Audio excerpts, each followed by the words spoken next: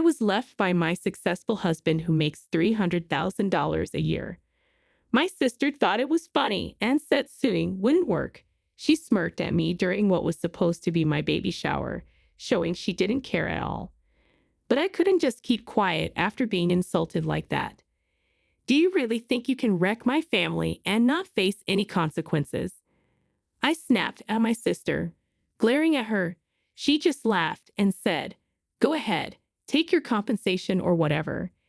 It means nothing to me, with a husband who makes $300,000 a year.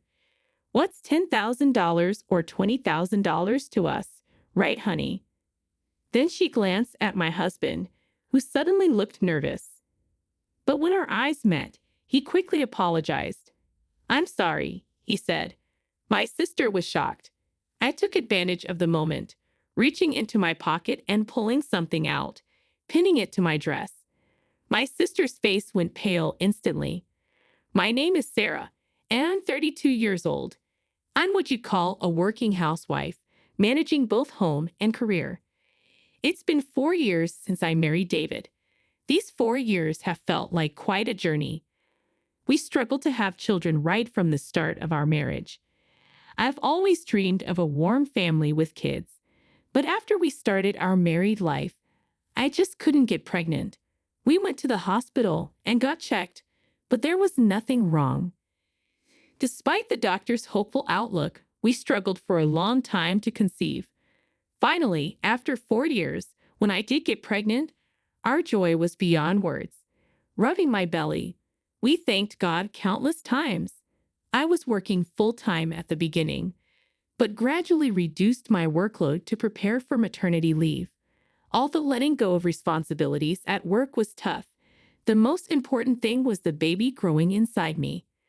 Luckily, David and I earned a decent income and had saved enough. David promised to work even harder to support us. He increased his workload by 20%, which worried me. As I entered the stable period of pregnancy, I took leave from work a month before the due date to prepare for the birth at my parents' home. Initially, David, who didn't like being alone, was reluctant, but he agreed for the sake of our child. "I'll miss you, Sarah," he said. I found his attitude somewhat unreliable yet endearing, and I vowed to do my best for our family. When I returned to my parents' home after a long time, I was surprised to see my sister Becky there. We hadn't seen each other in almost 10 years, and I didn't even know she was alive. 10 years ago, Becky had left home with a jobless man, a former bartender. She spent all of her savings and even took money from our parents, leading to them disowning her for about a decade. We had no contact during this time, and I couldn't tell her about my marriage or pregnancy. Her sudden appearance at our parents' house made me uneasy. We were never close as sisters, and seeing her now, more hardened after 10 years, filled me with disgust. "Sarah, are you pregnant? Your belly looks big," she remarked.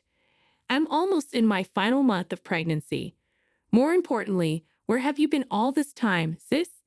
It's been 10 years since you left home like you were eloping. You didn't even contact us once." "Well, I was disowned by Mom and Dad," Becky explained. "They yelled at me never to show my face again. I couldn't come back because of that. Because you took money from the house, right?" I said, knowing the history. "Yeah, I know, and I've reflected on that," Becky admitted. "I promised to pay back the money, and that's why Mom and Dad allowed me to stay at home again. Maybe a daughter is always precious to them." "What about the man you were with?" I asked. "I broke up with him a long time ago," Becky replied. "He was broke, wasted my savings, and even got into debt. Then he cheated on me with another woman." Her intense expression showed a side of Becky I didn't know. She had always been rebellious, but seeing her like this after so long, she seemed completely worn down, surrounded by negative energy. I couldn't say anything more. Well, it's all in the past now. "Let's put it behind us and get along as sisters," Becky suggested. "I'm going to be living here from now on, so let's make the best of it." However, Living back at home, I felt stressed, mainly because of Becky. She talked about getting along, but that promise was never kept. She selfishly continued living without concern for the family, especially towards me, a pregnant woman. She was inconsiderate, making noise late into the night and rarely getting up in the morning, living off our parents without shame. Yet she showed no guilt. "I'm working, unlike you, Sarah, who's unemployed," she would say, reminding me of her temp job and her promise to pay back our parents. This made her confrontational towards me during my pregnancy leave. "Even if you're pregnant, you're just an unemployed freeloader, eating and sleeping all day," she'd criticize. "This is necessary for the baby in my belly. This is the most important time." I'd defend myself. Yeah, the pregnant lady is always right," Becky would snort, glaring at my big belly. She seemed annoyed that our parents were more concerned about me. One day, worried, our mother suggested to me, "Maybe you should explain to Becky that you're on leave from work, not unemployed. If she understands you're working too, maybe her attitude will change." "It's okay, Mom. I don't care what sister thinks of me. Bringing it up will just complicate things. I just want to focus on giving birth," I replied. I'm worried that she might do something. I understood my mother's concerns, but I didn't want to stress over my sister anymore. The baby was due soon, and I wanted to be a strong mother. I couldn't afford to be bothered by my sister's antics. One day, a week before my due date, my husband David came to visit me at my parents' house. He seemed uneasy in someone else's home, but was dressed sharply in a suit. I couldn't help but inwardly smile at his attempt to look good.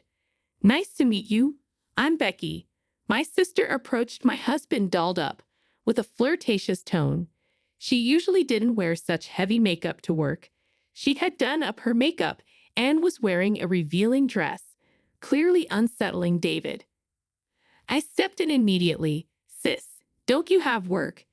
David can't stay long." "Oh, come on." I finally get to talk to David. He looks so handsome in his suit. Seems like a kind man, a far cry from my ex. Becky teased. "Hey, don't bring up strange topics here. David, you earn a lot, right? You're a lawyer, I believe." "I've always admired smart people," my sister continued, giving my husband a glittering look. It seemed my husband wasn't entirely displeased, noticeably stretching his neck to get a better look at my sister's exposed cleavage. I was so dismayed that I smacked him hard on the butt and sent him straight home. If it was just to see my face, his business was done. "Well then, I'm off to work too," my sister said, leaving the house following my husband. I felt a twinge of unease, but I couldn't do more than that. I was feeling utterly exhausted. Later, my mother told me she had personally warned my sister, "You shouldn't call your sister unemployed." After that, she accidentally let slip about our household income and David's job. Though she tried to be vague, it seemed clear that my sister saw David as a capable man. In hindsight, I should have been more cautious at that moment. It might have prevented the hurt that followed. A week passed, and I finally went to the labor. It was an agonizing day and night. When dawn broke, I was filled with indescribable happiness. Our long-awaited baby, though a little small at 5.7 pounds, shone brighter than any jewel to me. My only concern was that David didn't make it in time for the birth. We had agreed that he would be there as it was our child, and I wanted him to witness the birth and remember it forever. However, he arrived at the hospital an hour after the baby was born. When I asked why he was late, he just mumbled an apology about being held up with work. Barely 5 minutes after him, Becky arrived, and something clicked in my mind. Could it be these two? After the huge task of giving birth, I was faced with another issue to deal with. Following that, I was like a demon in my efficiency, all while hiding my deep resentment. Once the postpartum period was over, we decided to have a celebration at my parents' home and invited a large number of relatives, including David's parents. Becky was there too, as if nothing was wrong, dressed extravagantly and sticking close to David, exchanging meaningful glances with him. I didn't miss any of it. I have something to tell everyone, I announced as the celebration was in full swing. The attendees, flushed from drinking, turned to look at me. It's a joyous occasion, but I have something important to report. As of today, I will be divorcing my husband, David. The relatives' faces were a picture of shock. Only my parents, who I had briefed beforehand, looked somberly at David, who appeared completely clueless. I continued with more details. I'm embarrassed to say, but while I was struggling with pregnancy and childbirth, my husband repeatedly cheated on me. I've obtained evidence from a private investigator. I'll show you photos of him entering a hotel with another woman and then kissing in the street late at night. And the person he cheated with is my own sister, Becky. With her name called out, all eyes turned to Becky. Her close proximity to David was practically an admission of guilt. Instead of being ashamed, Becky started laughing. Sarah, you're really bold, aren't you? Exposing your own shame in front of the relatives, saying your husband was stolen right after giving birth. It's a shame game that will last a lifetime. Becky retorted. I wanted you to realize the extent of your betrayal. Betrayal sounds so harsh. I just fell in love with David. There's nothing wrong with a loving act. She defended herself. How can you even say that? You slept with my husband, and I'll never forget how both of you visited the hospital room while I was giving birth. I confronted them. I'm sorry to hear what you're going through. Yes, while you were giving birth, David and I were having a romantic encounter in a nearby hotel. Sorry, not sorry. It's quite unbelievable, isn't it? You were left by a husband who earns $300,000 a year. Becky laughed triumphantly and chugged her beer. The relatives around us were speechless with astonishment. Unfazed by the atmosphere, Becky continued, honestly, I can't stand that someone like Sarah gets to be with a high-earning husband. In contrast, I'm a beautiful and mature woman, so it's only natural that David would be attracted to me. He even expressed doubts about his life with his wife while we were together. I don't want to hear about your affair. Is that sour grapes? You're going to have a hard time now, Sarah, a single mother raising a baby. It's really sad for the child to lose a father because of the mother's selfishness. Becky taunted. Sis, be prepared. I intend to demand a substantial amount of compensation from both you and my husband. I won't go easy. I'll make sure you both see hell according to the law. Go ahead, give me whatever compensation you want. I have a husband who earns $300,000, so $10,000 or $20,000 in compensation won't hurt me at all. Right, David? Becky called out flirtatiously. David stood beside my sister, pale and stiff, his hands trembling. Becky looked puzzled as she called out to David, but he didn't respond. Then, as our eyes met, he suddenly shouted, I'm sorry. The most surprised person was Becky, who had been confidently attacking me. What's going on, David? Why did you apologize? I demanded. I have no other choice but to apologize. Come on, get it together. You said you'd handle it if it came to a legal dispute with your wife. You're a lawyer. You can handle any lawsuit. Becky urged him.